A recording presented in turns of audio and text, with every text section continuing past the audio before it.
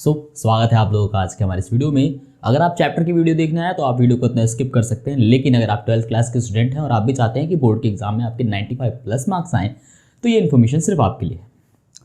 हमने उठाया जिम्मा आपके 95 स्कोर करवाने का बोर्ड के एग्जाम में, जिसके लिए हमने तैयार किया एक पैटर्न जिसके अंदर हम अभी वीडियोज़ अपलोड कर रहे हैं आपके हर एक चैप्टर के प्लॉट को समझाते हुए। दैन इसके बाद आपको वीडियोस मिलेंगी हर एक चैप्टर की लाइन वाइज एक्सप्लेनेशंस के साथ हमारे इसी चैनल पे। दैन उसके बाद हम अपलोड करेंगे वीडियोस आपको सीबीएसई की तरफ से मिले हुए सपोर्ट मटेरियल को समझाते हुए, हर एक टॉपिक को क्लियर करते हुए। दैन उसके बाद हम बनाएंगे वीडियोज़ आपके बोर्ड के एग्ज़ाम में आने वाले महत्वपूर्ण क्वेश्चनों की उनके आंसरों को समझाते हुए कि आपको उन्हें कैसे लिखना है और कैसे करने हैं 95+ मार्क्स सिक्योर अपने बोर्ड के एग्ज़ाम में। इन सभी चीज़ों को और बोर्ड के एग्जाम में 95+ मार्क्स लाने के लिए आपको करना क्या है, आपको कर लेना बस हमारे इस चैनल को सब्सक्राइब, ताकि जैसे हम वीडियो करें अपलोड आपको मिल जाए नोटिफिकेशन, आप उसे देख पाएँ और सिक्योर कर पाएँ अपने मार्क्स बोर्ड के एग्जाम में। तो चलिए अब शुरू करते हैं वीडियो को। अगर आपने इस चैप्टर के पहले पार्ट की वीडियो नहीं देखी है तो उसे जरूर देख लेना, लिंक आपको आई बटन एंड डिस्क्रिप्शन दोनों जगह मिल जाएगा, जहाँ पर अमेरिकी वर्चस्व की शुरुआत कैसे हुई, उसने क्या क्या ऐसी गतिविधियां करी जिससे दुनिया को धीरे धीरे पता चलने लगा कि हम वर्चस्व के दौर में जा रहे हैं। अब अमेरिकी वर्चस्व का दौर है, अब दुनिया एक ध्रुवीय हो गई है, दो ध्रुवीय नहीं रही है, क्योंकि एक ध्रुव का तो विघटन हो गया था जो हम जान चुके। अब हम शुरुआत करेंगे वर्चस्व को समझने से, अमेरिकी वर्चस्व के रूपों को समझने से। वीडियो को देखते जाइए, बिल्कुल भी चिंता मत कीजिए, सब कुछ दिमाग में बैठ जाएगा, बस देखते जाइए। तो हम शुरुआत करेंगे सबसे पहले वर्चस्व शब्द से ही कि आखिर वर्चस्व, ये हेगेमनी जो शब्द है इसकी शुरुआत होती कहाँ से है? तो ये शब्द आया है हेगेमनी यूनान से। यूनान सभ्यता थी पुरानी, आपने हॉलीवुड की कुछ मूवीज़ वगैरह में भी देखा होगा। तो जो पुरानी सभ्यता थी यूनान, उसकी जो ग्रीक भाषा थी वहाँ पर हेगेमनी शब्द का इस्तेमाल एथेंस की प्रबलता, एथेंस एक शहर, एक ताकतवर शहर जिसको बाकी नगर राज्यों के ऊपर प्रदर्शित करने के लिए इस हेगेमनी शब्द का इस्तेमाल किया जाता है। वर्चस्व का मतलब होता है दबदबा। जब किसी की ताकत बहुत ज़्यादा बढ़ जाती है, वो बाकी सभी के ऊपर अपनी ताकत का बढ़ा हुआ रूप दिखाता है, तो इसको हेगेमनी कहा जाता है। अमेरिका ये बात जानता है कि अब उसकी टक्कर लेने वाला, उसके बराबर में खड़े होने वाला कोई भी नहीं था, तो हम कहते हैं कि दुनिया अमेरिकी वर्चस्व के दौर में जा रही है। तो वर्चस्व का सीधे सीधे शब्दों में अगर पेपर में क्वेश्चन बनता है तो आपको क्या जवाब देना है? आपको ध्यान देना है और जवाब देना है कि जब शक्ति का एक ही केंद्र हो, या शक्ति एक ही केंद्र में स्थित हो जाए, या किसी एक ही देश के पास शक्ति पहुंच जाए, तो इसको हम हेगेमनी या फिर वर्चस्व कहते हैं, इसे दबदबा भी कहते हैं। ठीक है। अब अमेरिकी वर्चस्व के रूपों की अगर हम बात करें तो अमेरिकी वर्चस्व का जो सबसे पहला रूप हमें देखने को मिलता है वो है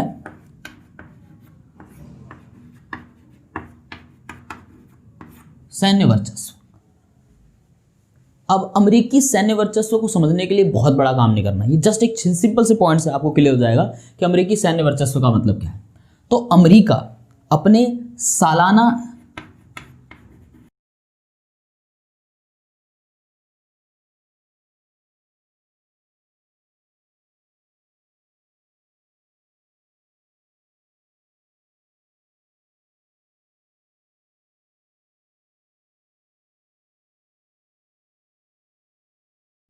क्या क्लियर हो रहा है कि जितना अमेरिका अकेले अपनी सेना पे खर्च कर देता है एक साल में, उतना दुनिया के 12 बड़े ताकतवर देश मिलके खर्च करते हैं।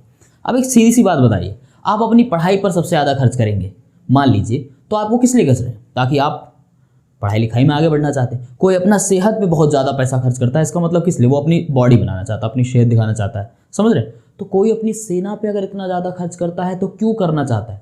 क्योंकि वो अपनी बढ़ी चढ़ी ताकत, अपनी सैन्य ताकत को खूब बढ़ा चढ़ा के दिखाना चाहता है। तो ये इकलौता पॉइंट ही काफ़ी है जिससे आप समझ सकते हो कि अमेरिका का सैन्य वर्चस्व क्या है, कोई देश अपनी सेना पर इतना क्यों खर्च कर रहा है।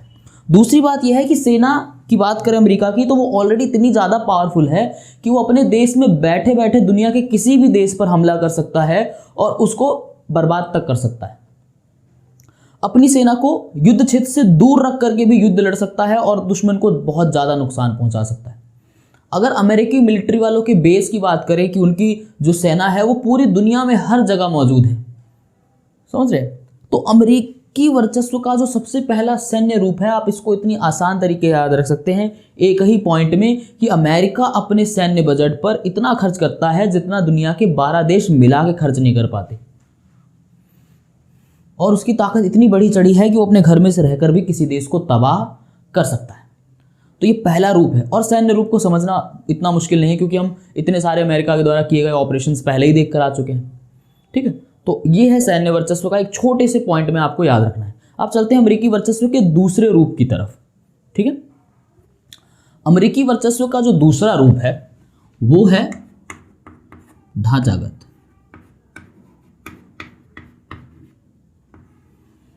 अब ढांचागत रूप का मतलब क्या है, तो इसको सीधे सीधे कहूं, अब हम देखेंगे अमेरिका का वर्चस्व आर्थिक रूपों में, उसके पैसे की ताकत को, और इसको समझने के लिए सबसे पहला ही पॉइंट है वो है SLOCS। ये क्या है? सी लेन्स ऑफ कम्युनिकेशन। जैसे एक जगह से दूसरी जगह जाने के लिए आप सड़क या रेल परिवहन का इस्तेमाल करते हैं, ऐसे ही एक देश जब दूसरे देश के साथ व्यापार करता है तो वो इस्तेमाल करता है समुद्री मार्गों का। दूसरे विश्व युद्ध से पहले समुद्र का मार्ग निर्धारित करने का काम या फिर निर्धारित करने की शक्ति ब्रिटेन के पास थी। ब्रिटेन तय करता था एक देश का व्यापार दूसरे देश के साथ कैसे होगा, वो किस समुद्री रास्तों का इस्तेमाल करेंगे। दूसरे विश्व युद्ध के बाद ब्रिटेन के पास इतनी ताकत नहीं रही, पर अब कोई और था जिसकी ताकत बहुत ज़्यादा बढ़ चुकी थी, वो था अमेरिका। अब उसके बाद द्वितीय विश्व युद्ध के बाद ये समुद्री व्यापार मार्ग जो होते हैं इनको निर्धारित करने का काम चालू किया अमेरिका ने।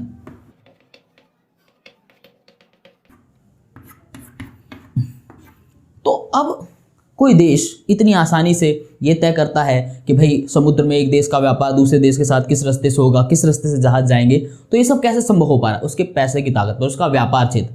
इसको आसानी से समझने के लिए दूसरे पॉइंट की ओर चलते हैं। अगर विश्व व्यापार को हम देखना चालू करें तो विश्व व्यापार में अमेरिका अकेले 21% का भागीदार है।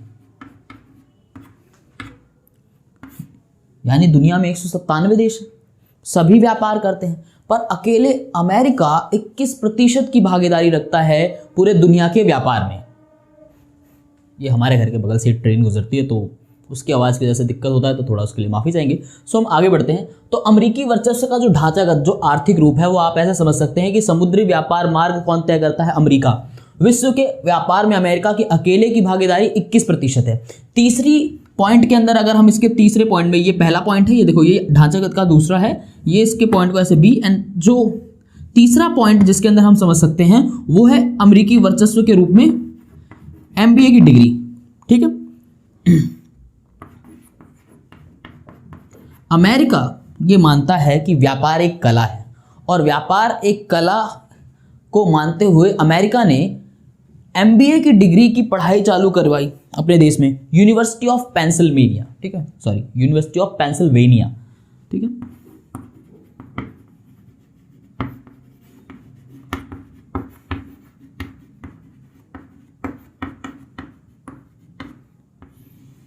A few moments later. तो अमेरिका की ढांचागत ताकत को समझने के लिए कुछ मोटी मोटी सी बातें हैं, कुछ सिंपल सी बातें हैं, जिसके अंदर समुद्र के व्यापार मार्गों को तय कौन कर रहा है? अमेरिका। उसकी ताकत इतनी बड़ी हुई है क्योंकि अकेले पूरी दुनिया के व्यापार में 21% का भागीदार है। उसके द्वारा चालू की गई MBA की डिग्री यूनिवर्सिटी ऑफ पेंसिल्वेनिया, जो वॉटन स्कूल के नाम से 1881 में उसने पहला स्कूल खोला, इस सोच के साथ कि व्यापार एक कला है, उसको सीखा जा सकता है। तो MBA का जो प्रारंभिक पाठ्यक्रम है वो 1900 में आता है, और अमेरिका के बाद जो है पाठ्यक्रम के 1950 में चालू होते हैं। और दुनिया के आप किसी भी देश में देख लीजिए, अब MBA की डिग्री अग्रणी गिनी चुनी जो मुख्य डिग्रियां होती है उसमें से एक आती है, और इसको लेने के लिए लंबी लंबी कतारें हैं। ठीक है, तो ये सब चीज़ें क्या दर्शाती हैं कि हम अमेरिकी वर्चस्व के एक और रूप को देख रहे हैं, जो है उसका ढांचागत, यानी कि उसका आर्थिक वर्चस्व है। उसके अलावा इसमें एक पॉइंट और जोड़ा जा सकता है, वो ये है कि आज जो हम इंटरनेट देखते हैं, जो इंटरनेट हम सब यूज़ करते हैं, जो www हम देखते हैं, ये भी 1950 में शुरू हुए एक सैन्य अनुसंधान की देन है। अमेरिका का एक सैन्य अनुसंधान जिसने इंटरनेट की खोज करी 1950 में। इंटरनेट कितना ज़रूरी है हम सब बखूबी जानते हैं। ये वीडियो आप तक पहुंच रहा है ये भी इंटरनेट के ही थ्रू है। इसकी शुरुआत होती है 1950 में एक सैन्य अनुसंधान जिसमें खोज होती है इंटरनेट की। और आज भी इंटरनेट जो है वो अंतरिक्ष में घूम रहे कुछ सैटेलाइटों पर निर्भर करता है। और अंतरिक्ष में घूम रहे सैटेलाइटों में से आज भी ज़्यादातर सैटेलाइट जो है वो अमेरिका के ही हैं। ठीक है, इसलिए इंटरनेट भी उसकी आर्थिक पॉकेट, क्योंकि उसके पास पैसा है, वो इंटरनेट के लिए वो सैटेलाइट भेज पाया। बहुत से देश ऐसे हैं जो अभी सैटेलाइट भेज ही नहीं पाया, हमारे पाकिस्तान को ही देख लीजिए। आगे बढ़ते हैं। उसके अलावा अगर आप किसी भी क्षेत्र में देखेंगे, किसी भी फील्ड में देखेंगे, और सबसे आगे की 3 कंपनियां अगर आप बाहर निकालोगे तो आप पाओगे कि उस 3 अग्रणी कंपनियों में से कोई ना कोई एक कंपनी अमेरिका की ही होगी। तो ये सारे पॉइंट घुमा फिरा के क्या कहना चाह रहे हैं कि व्यापार में आगे, आर्थिक ताकत इतनी ज़्यादा कि समुद्र में व्यापार मार्ग तय कर रहा है। MBA, व्यापार को एक बाकायदा कोर्स बना दिया, डिग्री बना दी, व्यापार को बढ़ाने के कोर्स सिखा रहे हैं, हम व्यापार सिखाएंगे, ये बात कह रहा है। इंटरनेट, क्योंकि इंटरनेट पे तो आज पूरे वर्ल्ड का व्यापार टिका हुआ है, वो शुरू किया गया। तो ये सब क्या है कि भाई उसके पास पैसा है और अपनी पैसे की ताकत दिखा के अपने आर्थिक वर्चस्व को पूरी दुनिया पर मनवा रहा है। ये अमेरिका के दूसरे वर्चस्व को हमने समझा, उसके ढांचागत वर्चस्व को समझा हमने इस पॉइंट से। अब चलते हैं एक ऐसे वर्चस्व की तरफ कि ये वर्चस्व एक आम व्यक्ति की जिंदगी को सीधे प्रभावित नहीं करते। इंटरनेट को आप कह सकते हैं, लेकिन इससे हम पे कुछ गलत इंपैक्ट नहीं पड़ रहा, हम किसी प्रकार से कहीं मुड़ नहीं रहे हैं, डाइवर्ट नहीं हो रहे हैं। लेकिन अब एक ऐसे वर्चस्व को समझते हैं जो सीधे एक आम व्यक्ति की जिंदगी पर प्रभाव डालता है, सीधे एक आम व्यक्ति उस वर्चस्व के रूप से प्रभावित होता है। तो अब चलते हैं उस वर्चस्व की तरफ। अमेरिकी वर्चस्व का जो तीसरा रूप है वो है सांस्कृतिक वर्चस्व।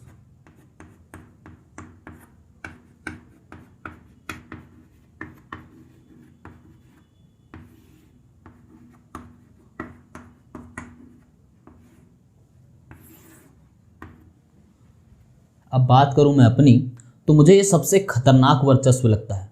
सैन्य और ढांचागत से एक बार तो बचा जा सकता है, पर एक ये वर्चस्व ऐसा है जहां पर जोर जबरदस्ती या ताकत दिखाकर या पैसे फेंक करके किसी को अपना वर्चस्व नहीं दिखाया जाता।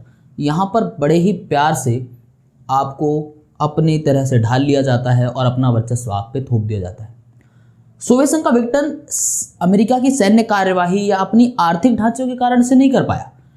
सोवियत संघ का विघटन हुआ इसी सांस्कृतिक वर्चस्व के कारण। आज दुनिया के जितने भी देश आप देखते हैं, हम सभी सामान्य लोगों के जीवन में अपने जीवन को बेहतर बनाने की आकांक्षाएं जो हैं, जो दिखाई देती हैं, हम सोचते हैं कि अगर ऐसा हो जाए तो हमारा जीवन बेहतर हो जाएगा। ये सारी आकांक्षाएं 20वीं सदी की अमेरिका की आकांक्षाओं से मिलती जुलती हैं। जैसे कि सोवियत संघ के विघटन से रिलेटेड बात करें कि आज नीली जींस बहुत ही प्राय है, एक सामान्य है, नीली जींस कोई भी पहन सकता है। लेकिन सोवियत संघ में उसके अंतिम दौर में नीली जींस पहनना आज़ादी का प्रतीक था। नीली जींस अमेरिका के समर्थन का प्रतीक था। नीली जींस अगर सोवियत संघ में कोई पहनता है तो वो अमेरिका की पूंजीवादी विचारधारा का समर्थन करता था। आज हमारे लिए बिल्कुल सामान्य चीज़ है। तो सांस्कृतिक वर्चस्व में बात को जोर जबरदस्ती से नहीं,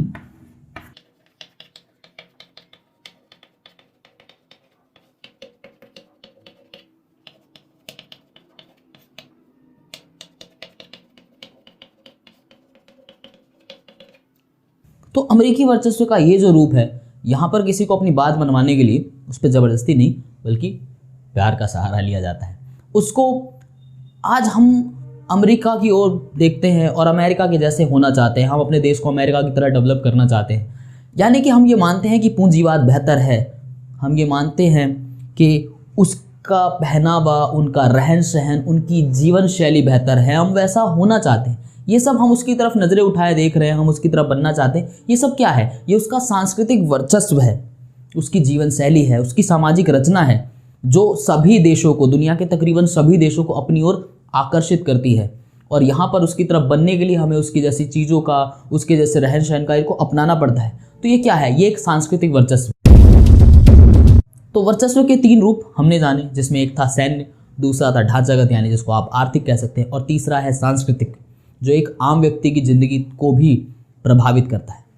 अब अमेरिकी वर्चस्व के रास्ते में कुछ अवरोध हैं, कुछ है जो अमेरिकी वर्चस्व को और अमेरिका की इस बढ़ती हुई ताकत को रोकता है। अब बात करते हैं उनके बारे में। अमेरिकी वर्चस्व के रास्ते में जो व्यवधान है, जो अमेरिका के इस बढ़ते हुए लगातार वर्चस्व को रोकने में कारगर हैं, वो हैं ये 3 पॉइंट। सबसे पहला है उसकी खुद की संस्थागत बनावट। उसकी पूरी संस्था के अंदर जो शक्तियां हैं उसका बंटवारा किया गया है 3 अंगों में, और 3 अंगों में जो कार्यपालिका है वो उसकी सेना को बेलगाम होने से रोकती है, उस पर अंकुश लगाती है। दूसरी चीज़ है वो है अमेरिकी समाज की प्रकृति। अगर हम अमेरिका का राजनीतिक संस्कृति या इतिहास देखें तो उसमें हमेशा से शासन में बैठे लोगों को या हमेशा से शासन को सबकी निगाह से देखा जाता है। जनसंचार के जो माध्यम है, जो मीडिया है, वो हमेशा जनमत को कभी कभी इधर उधर मोड़ने की प्रयास करते हैं, लेकिन जो जनमत है, जो लोग हैं, वो हमेशा से इस बात को भली भांति जानते हैं, और इसीलिए जो अमेरिका के जो सैन्य अभियान हैं उस पर अंकुश लगाने में कारगर है। तो अमेरिकी जो समाज है, उसकी जो प्रकृति है, जो उसका नेचर है, वो शांतिपूर्ण है। वो नहीं चाहता कि अमेरिका अपनी सैन्य अभियान चलाए पूरी दुनिया में, और इसलिए हमेशा अमेरिकी की इस बढ़ती हुई ताकत को रोकने में कारगर साबित होता है अमेरिका का समाज, वहाँ के समाज की प्रकृति।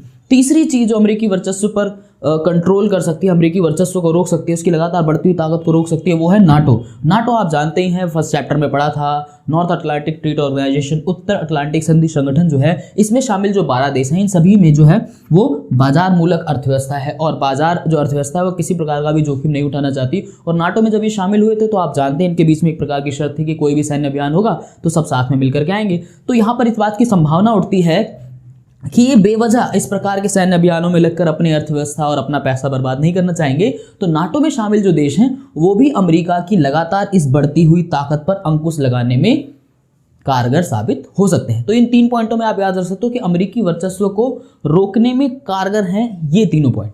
अब जैसे कि हर एक चैप्टर के अंदर, जैसे दूसरा चैप्टर जब खत्म हुआ था तो भारत और सोवियत संघ के आपसी संबंधों की बात हुई थी, तो अब इस चैप्टर के एंड में भी भारत और अमेरिका के संबंधों की बात होगी। तो चलिए अब चलते हैं उस टॉपिक की तरफ। अब शीत युद्ध के दौरान भारत जो है गुटबाजी के अमेरिकी गुट के खिलाफ खड़ा था। सोवियत संघ के साथ हमारी मित्रता भी थी, लेकिन जैसे सोवियत संघ का विघटन हुआ अब हम पूरी दुनिया में मित्रविहीन थे, अब हमारे पास मित्र नहीं थे। वहीं 1991 में ही भारत में नई आर्थिक नीति आई,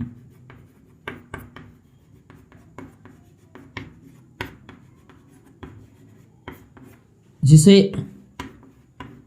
एलपीजी के नाम से जानते हैं। एलपीजी वो घर में यूज होने वाले गैस की बात नहीं हो रही, यहाँ पर बात हो रही है उदारीकरण, निजीकरण और वैश्वीकरण के बारे में।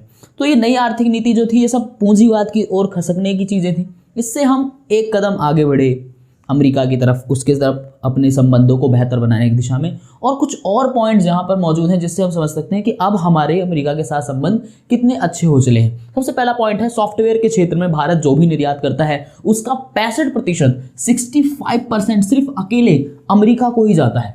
दूसरा यह है कि 3 लाख भारतीय सिलिकॉन वैली में काम करते हैं जो अमेरिका में है। उच्च प्रौद्योगिकी यानी कि हाई टेक्नोलॉजी के क्षेत्र में 15% जो कंपनियां हैं उसकी शुरुआत अमेरिका में बसे भारतीयों ने ही की है। बोइंग में 35% कर्मचारी जो हैं वो भारतीय मूल से हैं।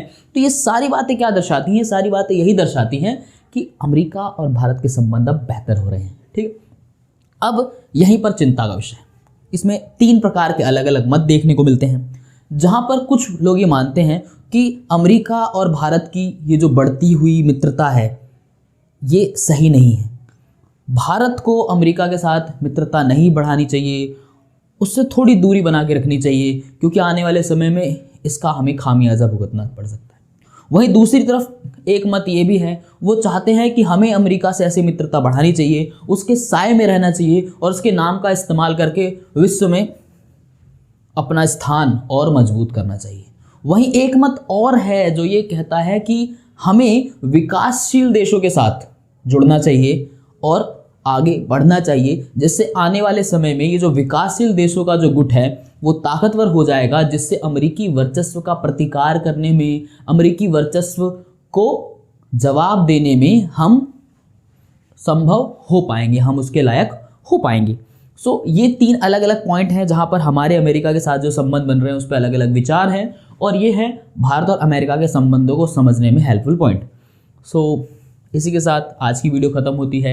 ये चैप्टर का भी जो एक ओवरव्यू है, चैप्टर के अंदर क्या क्या बातें हैं कि अमेरिकी वर्चस्व के कौन से रूप हैं, अमेरिकी वर्चस्व को कौन रोक सकता है, और भारत और अमेरिका के संबंध में आप किन बातों को मोटी मोटा याद रख सकते हैं, तो उसको रिलेटेड हो चुकी है वीडियो पूरी। सो अब आपको क्या करना है, आपको चैनल तो सब्सक्राइब कर ही चुके हैं। सो वीडियो को यहाँ से लाइक कर दीजिए और इस वीडियो को कर दीजिए शेयर उनके साथ जिनको इसकी ज़रूरत है, जो आपके क्लासमेट्स हैं, जिन तक आप इस वीडियो को पहुँचाना चाहते हैं, क्योंकि ज्ञान बांटने से बढ़ता है। मैं मिलता हूँ बहुत जल्द अगली वीडियो में, तब तक के लिए नमस्कार।